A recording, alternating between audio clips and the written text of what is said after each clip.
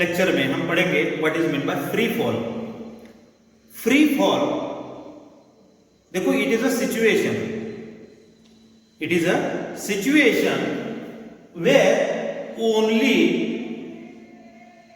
Force acting on object is gravity. Are you getting me? देखो, free fall refers to a situation where the only force acting on that body or an object is gravity only, or in other words, object moves under the influence of force of gravity, that is called as a free fall। ये तो definition आपको याद में रखना पड़ेगा। Object moves under the influence of force of gravity only, that is called as a free fall. हमेशा याद रखो, ये फोर्स ऑफ ग्रेविटी ही होना चाहिए, दूसरा कोई फोर्स नहीं होना चाहिए। फॉर एग्जांपल, फॉर सिंप्लिसिटी, ये बॉल है, बॉल को मैंने यहां से रिलीज किया, वो ग्राउंड पे आएगा, ग्राउंड पे आएगा, it's because of the gravitational force of the earth, it attracts it towards itself, बराबर है। लेकिन जब भी वो फॉलिंग कर रहा है, वो नीचे आ रहा है, क्या आप सोचते हैं सिर्फ वहां पे ग्रेविटेशनल फोर्स है? बिल्कुल नहीं, फोर्स ऑफ ग्रेविटी तो है, वो तो है ही, लेकिन दूसरे भी फोर्सेस एक्टिंग कर रहे हैं उस बॉडी पे। वो कौन से फोर्स? फ्रिक्शनल फोर्स है, एयर का फ्रिक्शनल फोर्स है, ये नीचे आते वक्त उसको एयर भी लग रही है, उसका भी अपोजिशन है। दूसरा कोई बायोन फोर्स हो सकता है, जहां पे उसको अपोज कर रहा है, अपवर्ड फोर्स है एक्टिंग, वो भी हो रहा है, होता है। तो इसलिए फ्री फॉल का मतलब क्या है? Free fall refers to a situation where the only force acting on it is gravity, और object moves under the influence of force of gravity, that is called as a free fall. Are you getting me? Now for example, motion of moon around the under the influence of earth gravitational force. Next, motion of satellite ले लो, motion of satellite जो भी artificial वगैरह आपने छोड़ दिया होता है, वो भी they are moving in their path, it's because of the earth gravitational under the influence of earth gravitational force. Now for a freely falling object, its velocity reaching to the earth and time taken can be calculated by using Newton's law of motion। ये 9th standard में आपने Newton's law of motion पढ़े हैं, फिर भी यहां पे मैं एक बार लिख रहा हूं। एक फ्रीली फॉलिंग ऑब्जेक्ट, जो भी आपका फ्रीली फॉलिंग ऑब्जेक्ट है, तो वो ग्राउंड तक रीच होता है, वो जो भी टाइम है उसके लिए, वो टाइम कैलकुलेशन कैसे कर सकते हैं, या उसकी वेलोसिटी कैसे कैलकुलेट कर सकते हैं with the help of Newton's laws of motion. मैं तीनों लॉज मैं यहां पे लिख रहा हूं। सो पहले 9th स्टैंडर्ड में आपने ये पढ़ा है, फिर भी पहला, दूसरा और तीसरा, ये तीनों लॉज ऑफ मोशन, ये 3 लॉज है। सो पहला लॉ था v is equal to u plus a t, first kinematic equation भी आप बोलते थे। सेकंड है s equal to u t plus half a t square, और third equation v square is equal to u square plus twice a s, बराबर है। ये तो पहले 9th स्टैंडर्ड में आपने लॉज ऑफ मोशन स्टडी किया है। देखो, कोई भी फ्री फॉलिंग ऑब्जेक्ट जब भी ग्राउंड तक रीच होता है, उसका वेलोसिटी और टाइम टेकन, ये कैलकुलेट करने के लिए ये आपको ये 3 लॉज मालूम होना चाहिए, ताकि ये कन्वर्ट कर सकते हैं आप। देखो, for a freely falling object initial velocity कितना रहेगा इसका? Initial velocity u equal to 0 रहेगा, यानी कि मैं यहां पे पुट अप कर रहा हूं, u इक्वल टू 0 रहेगा initial velocity freely falling object का। नाउ जो भी a है आपका, a converted into g under the force of gravity, यानी कि a को मैं कन्वर्ट कर रहा हूं g। यहां पे आपको पता चलेगा फॉर सिंप्लिसिटी इसलिए ये रखा है पहले लॉज ऑफ मोशन। अब ये कन्वर्जन यहाँ पे आपका इक्वेशन क्या हो जाएगा, देखो v इक्वल टू क्या हो जाएगा, u 0 होगा, a का कन्वर्जन g होगा और ये t होगा, तो ये फर्स्ट इक्वेशन हो गया आपका। s equal to initial velocity अगर 0 पुटअप किया तो ये 0 इंटू टी होगा, 0 होगा, यानी कि हाफ ए टी स्क्वायर होगा, लेकिन ए का कन्वर्जन आप क्या कर रहे हैं, जी से कर रहे हैं। सो ये हो गया आपका second equation. Third, B square equal to U square plus 5as, ये 9th स्टैंडर्ड में आपने पढ़ा है, बराबर। अब इसका कन्वर्जन क्या होगा, B square is equal to 2as रहेगा, क्योंकि ये इक्वल टू 0 हो गया, तो a का कन्वर्जन आप कहां पे गया, 2gs। ये बहुत इंपॉर्टेंट इक्वेशंस है ये फ्री फॉलिंग ऑब्जेक्ट के लिए। सो वेलोसिटी भी कैलकुलेट कर सकते हैं और आपका टाइम रीच जो भी है वो भी कैलकुलेट कर सकते हैं। नेक्स्ट पॉइंट,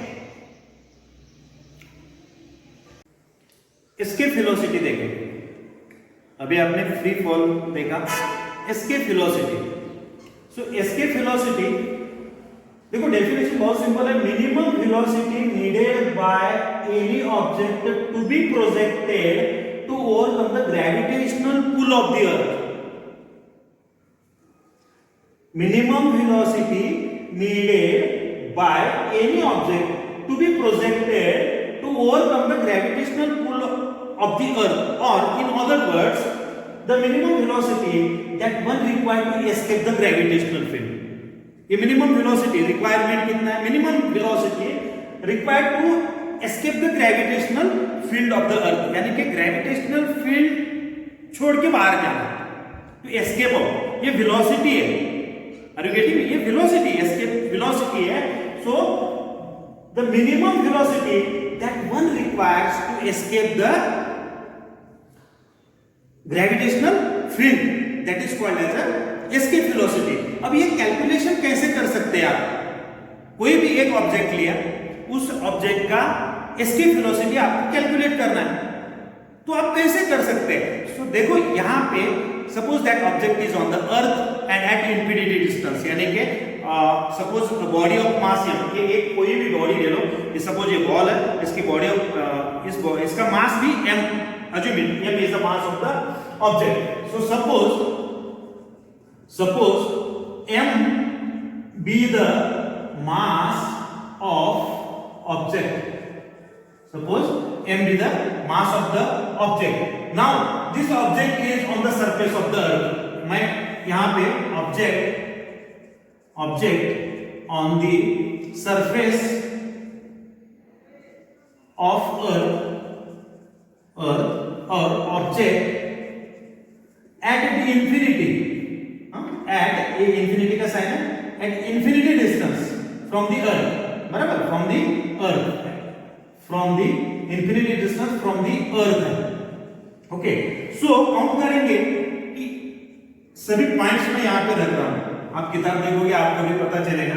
फर्स्ट अपॉन ये इसका आप काइनेटिक एनर्जी फाइंड आउट करो, कोई भी बॉडी का काइनेटिक एनर्जी, आपने बॉल लिया था, काइनेटिक एनर्जी कितना हो सकता है उसका, kinetic energy equal to half mv square, बराबर। पोटेंशियल एनर्जी कितना हो सकता है, यहाँ पे पोटेंशियल एनर्जी उस बॉडी का on the surface of the earth, potential energy is equal to कोई भी पोटेंशियल एनर्जी mgh बोलते हैं, लेकिन mgh का ही मतलब यहाँ पे क्या होगा, माइनस रख रहा हूं, बाद में पता चलेगा आपको ये माइनस साइन क्यों है, g m अपॉन r, ये m क्या है, mass of the earth, you are putting the object on the surface of the earth, r radius of the mass of the object, universal gravitation constant, okay, potential energy होगा, ठीक है। अब third point, total energy, total energy suppose it is E1 equal to, ये क्या है, टोटल kinetic energy KE plus मैं PE यहां पे रख रहा हूं, ठीक है। अब 4 पॉइंट कैलकुलेट करेंगे बाद में, यहां क्या है कि when the object at an infinite distance from the earth. तो infinite distance पे है तो यहाँ का पहला पॉइंट के कितना हो सकता है, देखो यहाँ पे के हाफ एम स्क्वायर हो गया, एट ए इनफाइनाइट डिस्टेंस है तो काइनेटिक एनर्जी जीरो हो जाएगा। दूसरा एट इनफाइनाइट पोजीशन पे है तो पोटेंशियल एनर्जी तो सेम मैं यहाँ पे रख रहा हूँ जी एम अपॉन ये आर जो भी है, आर इनफाइनाइट डिस्टेंस है तो ये कितना हो गया, वो भी जीरो हो जाएगा। Then total energy, suppose total energy equal to, suppose ये E2 इक्वल टू, ये टोटल एनर्जी को मैंने E2 और ये E1 है, total energy E2 KE plus यानी कि kinetic energy plus potential energy which is equal to क्या हो गया, यानी कि राइट की सभी आपके वैल्यू जो भी है एट इनफाइनाइट डिस्टेंस को वो जीरो आए, बराबर। अब we are calculating the formula of escape velocity, always remember, ठीक है। अब according to law of conservation of energy, principle of conservation of energy, E1 equal to E2, बराबर, E1 इक्वल टू E2। अगर यहां तक आया तो मैं थोड़ा ऊपर लिख रहा हूं, E1 equal to E2, okay. तो ये E1 on the surface of the earth कितना हो गया, E1 equal to KE plus PE, third point लिखा था मैंने। सो KE कितना है, half M square plus potential energy कितना हो गया, माइनस GMM अपॉन R। अब एट इनफाइनाइट डिस्टेंस पे आप fourth point E2 equal to लिख रहे हैं KE प्लस PE, KE और PE दोनों भी कितना हो गया, एट इनफाइनाइट डिस्टेंस पे जीरो हो गया। Now according to the principle of conservation of energy, E1 equal to E2 होता है, E1 इक्वल टू E2। अब मैं ये सब पुट अप कर रहा हूं वैल्यू, E1 कितना है, half mv square minus gm ये स्मॉल m अपॉन r हो गया, विच इज इक्वल टू E2 कितना है, ये E2 ये हो गया जीरो हो गया। अब फॉर सिंपलिसिटी थोड़ा रीअरेंज अगर किया आपने टर्म्स को तो और भी सिंपल में देखो mv square equal to minus ये यहां पे जा रहा है इस राइट साइड को capital M into small m upon ये r करो। आपको निकालना क्या है, इसकी वेलोसिटी निकालना है, तो ये इसको मैं लेफ्ट साइड को रखता हूं, ये सब राइट हैंड साइड को प्लेस कर रहा हूं। देखो v स्क्वायर एस्केप लिखता हूं अभी, v square escape which is equal to ये ऐसा ही है GMM अपॉन R इनटू ये हाफ m यहां पे आया तो ये क्या हो जाएगा, ये तो दो ऊपर जाएगा नीचे m आएगा, बराबर है, तो ये कैंसिल हो जाएगा। v स्क्वायर जो भी एस्केप वेलोसिटी इक्वल टू ये क्या आ गया, 2 यहां पे लगा 2 टू GM अपॉन R। आपका रिक्वायर्ड ये एस्केप वेलोसिटी v स्क्वायर है, अभी इसको v एस्केप बराबर है क्यों, v escape which is equal to sign है स्क्वायर का तो ये सब अंडर रूट जाएगा। ये आपका रिक्वायर्ड इक्वेशन है 2GM अपॉन R, ये आपका this is required equation, this is required equation, आपका ये रिक्वायर्ड इक्वेशन है। लेकिन आपकी किताब में ये लिखा है एक्चुअली, देखो यहां तक तो ठीक है, यहां तक सब लिख के आओ, ये फाइनल हो गया आपका एस्केप वेलोसिटी का, ओके। थोड़ा एडिशनल आपको समझ में आता है, थोड़ा यहां पे मैं और एक बात पुट अप कर रहा हूं। देखो ये v escape equal to 2gr लिखा है, ये ऐसा नीचे क्या है, सॉरी बराबर ये लिखा है, ये कहां से आया, आपने जो भी equation of motion find out किया ना वहां से ये आ सकता है। ये कैसे आया, इक्वेशन ऑफ मोशन आपको मालूम है, ये देखो यहाँ पे ये पुट अप कर रहा हूं। इक्वेशन ऑफ मोशन आपका क्या है, v square is equal to u square plus twice as, okay. v square is equal to इसका इनिशियल वैल्यू, इनिशियल वेलोसिटी कितना है 0 plus 2 into as, v square equal to ये v स्क्वायर ही वैसा ही रखा है, ठीक है। देखो अब 2 ए का कन्वर्जन जी, यस हो गया, बराबर। अब v square is equal to 2g, yes क्या है, ये यस का मतलब डिस्टेंस कितना है, r है। सो ये v, अभी ये स्क्वायर निकालो यहां से, ये अंदर रुक जाएगा 2gr, ये भी है आपकी किताब में, देखो। Got the point? Thank you.